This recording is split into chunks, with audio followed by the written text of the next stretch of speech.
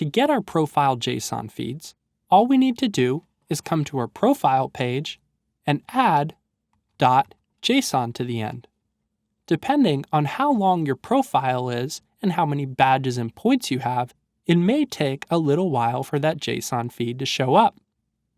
Once we have it up, we can see that it's actually pretty unreadable because it's not really formatted.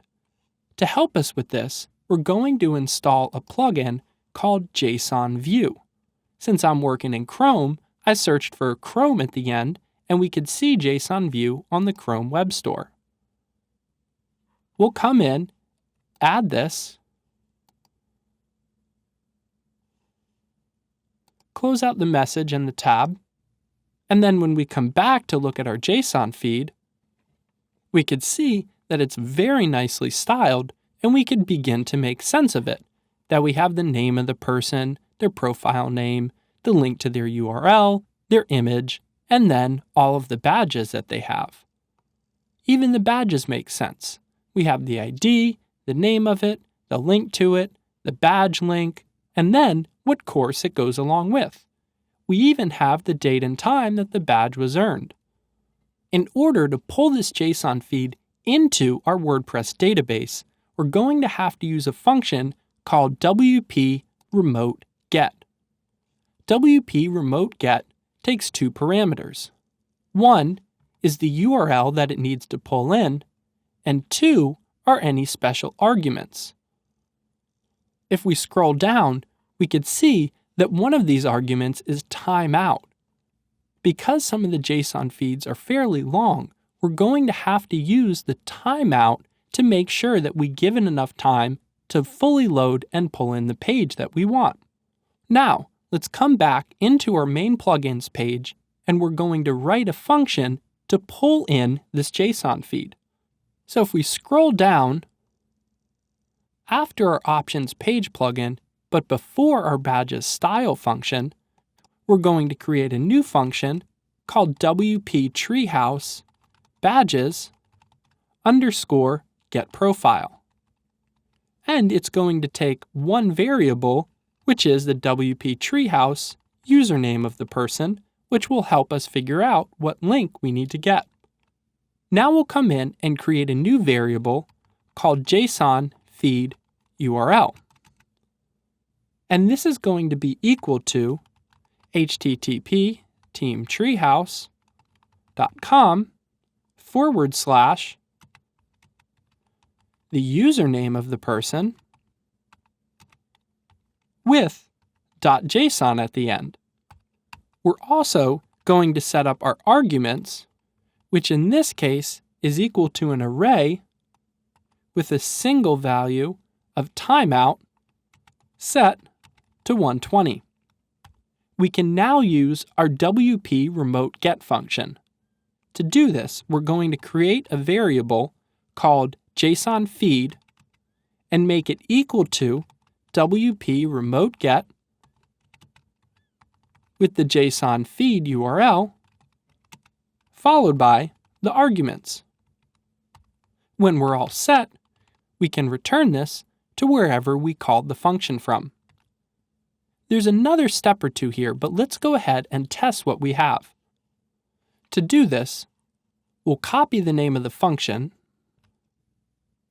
come back up into our main options page function, look for where we originally declared the username, and then we're going to create a variable called WP Treehouse Profile and set that equal to the function that we just created, passing in the person's username. Then we can come down and save this information into our options array,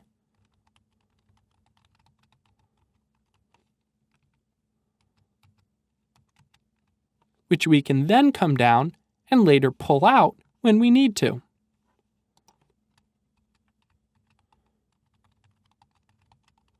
Now we shouldn't actually see any difference in our project yet, but let's try outputting this to the screen to make sure we have the right thing. To start, we'll try echoing out WP Treehouse Profile. When we do this, we could see that we don't have anything outputting to the screen. The reason for this is that we're trying to use echo like this is a string. However, we actually have to use var dump to output the contents of our profile. When we refresh our page now, we can see that we're getting something, but it's still null. One of the reasons that this information is null is because we haven't actually entered in our username yet. Let's go ahead and do that and see what happens. We could see that when we do this, we now have some information that we can go on. However, when we use WP remote get, we actually end up getting a slightly different file than our normal JSON feed. We could see here, for example, that if we come in to our main JSON feed, we have it starting with just the name of the person. However, in this feed, it's starting with something called headers and access control allow methods. It's not actually till we scan down and have body that we get the name. What's happening here is that what WP remote get is actually pulling in is an array with a lot more information stored in the JSON file than just the body content that we wanted to get. So what we're going to have to do is specify that we only want to pull in the body array and get that JSON value. To do this, we'll come back in to our getProfile function, and instead of returning just the JSON feed, we're only going to return the body of it. We could then come back into our settings page, scroll all the way down, and click on Update the User. Once we could do that, we see that we now have a string, and it starts with Mike the Frog, just how we would expect. The last thing we'll do here is use a function called JSON decode, which will take this string and turn it into a value that we can more easily use. To do that, we'll add a new variable called WP Treehouse Profile and set that equal to JSON decode, and then pass it the value of JSON feed body. We can now return just the WP Treehouse profile. Let's try coming back into our settings page, scrolling down, and updating one last time.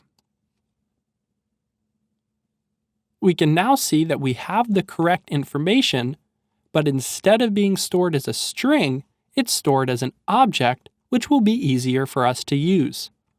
Let's go back and remove the var dump function, and then take a quick look at what this actually looks like in the WordPress database.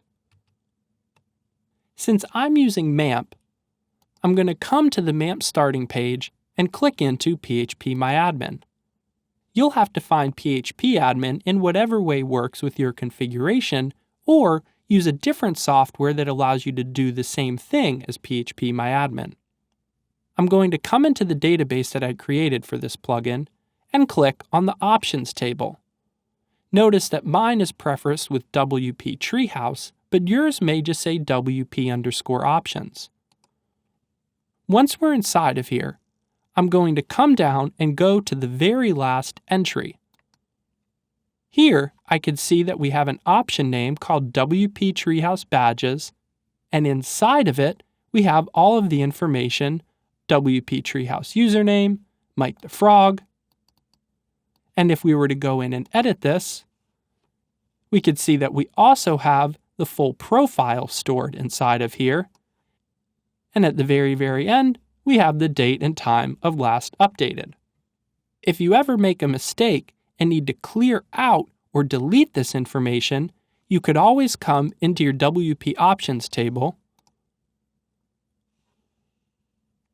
and do a quick search and say, select everything from your options table where the option name is equal to the name that we gave our options entry. That allows us to easily find it and not have to search through a bunch of other options. You could then either delete it or make any edits that you want. It's unlikely that you'll have to do this. However, as a WordPress plugin developer, you have to be fairly comfortable with going into the WordPress database and searching around to find stuff that you need and possibly need to edit.